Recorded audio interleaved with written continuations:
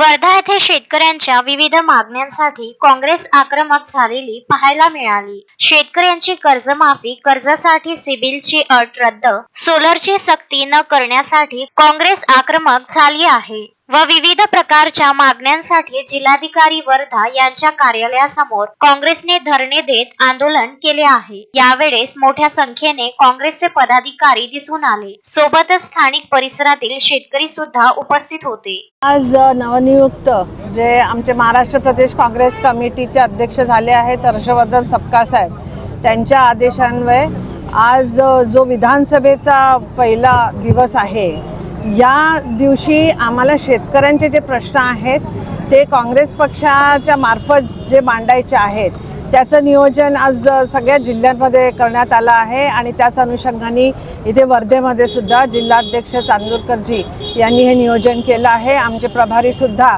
प्रदेशचे इथे आले आहेत, जिया पटेलजी, वराडेजी, आणि बऱ्याच दिवसापासून आम्ही 2014 पासून प्रयत्न करतोय की जे हे सरकार सत्तेमध्ये केंद्रामध्ये आलं आहे आणि बराच वेळ जे आपल्या महाराष्ट्रामध्ये सुद्धा सत्तेत होतं, नेहमी निवडणुकीच्या अगोदर शेतकऱ्यांचा मुद्दा घेऊनच हे सत्तेमध्ये आले की आम्ही कर्जमाफी करू, आम्ही हमी भाव देऊ, ज्या काही अडीअडचणी आहेत शेतकऱ्यांच्या ते आम्ही कमी करू, जे काही शेतीमालासाठी लागणारं साहित्य असेल त्याच्यावर GST लावणार नाही, असे बऱ्याचशा खोटा आश्वासनं देऊन आणि घोषणा करून हे सरकार सत्तेत नेहमी आलं आहे। पण जेव्हा सत्तेमध्ये येतं त्याच्यानंतर ते काहीही करत नाही। त्याबद्दल आज अशी दयनीय परिस्थिती शेतकऱ्यांची आहे।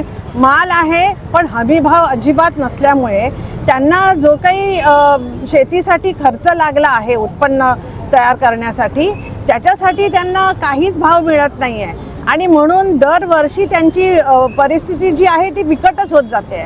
तुम्ही बघितलं असेल की काँग्रेसनी आतापर्यंत 3 वेळा कर्जमाफी शेतकऱ्यांची केली आहे। हे लोक फक्त घोषणा करतात पण काहीही त्याला लागू करत नाही आहे। आणि एवढंच नाही तर आज आपण बघतो इकडे महाराष्ट्रामध्ये तशीच परिस्थिती आहे। ते म्हणतात आम्ही विजेचं बिल माफ करू, बिचारे शेतकरी बिल भरत नाही, मग नंतर कट करून टाकतात, त्याच्यामध्ये सुद्धा ते काही सवलत देत नाही। त्याच्यानंतर ते म्हणतात की आम्ही शेतमालाचे भाव वाढवणार म्हणून कापूस असेल, हरभरा असेल, बाकी सोयाबीन असेल ते थांबून राहतात, तुरी असेल थांबून राहतात शेतकरी, पण भाव वाढत नाही आणि शेवटी जो काही भाव असेल ते विकून टाकतात आणि नंतर भाव वाढतात, ज्याच्यामुळे फक्त जे असतात व्यापारी त्यांचाच फायदा होतो।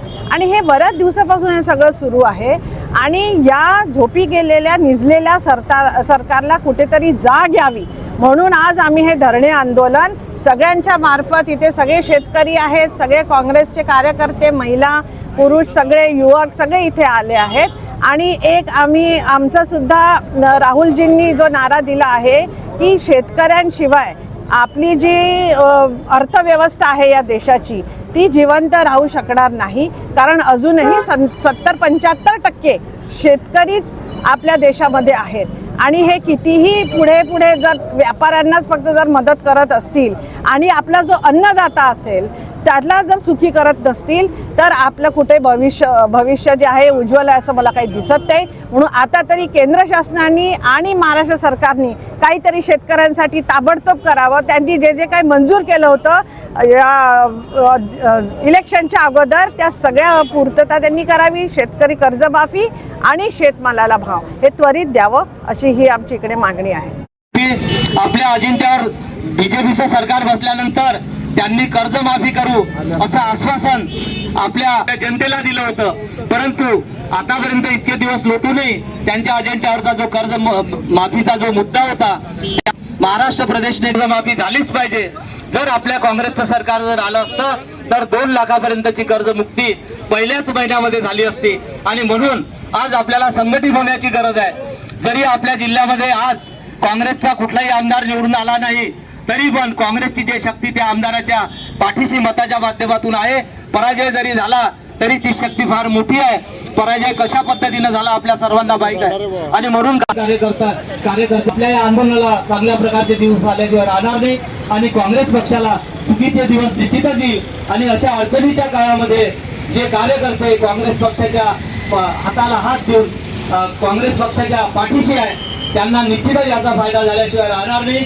तर नसल्यामुळे त्यांना करावीच लागेल. आणि पुनश्च मी शेवटी एक नारा देतो, काँग्रेसची कर्जमुक्ती झालीच पाहिजे, झालीच पाहिजे, झालीच पाहिजे, शेतकऱ्यांची कर्जमुक्ती झालीच पाहिजे, शेतकऱ्यांची कर्जमुक्ती झालीच पाहिजे. धन्यवाद. अश्विन शहा, विदर्भ न्यूज, वर्धा.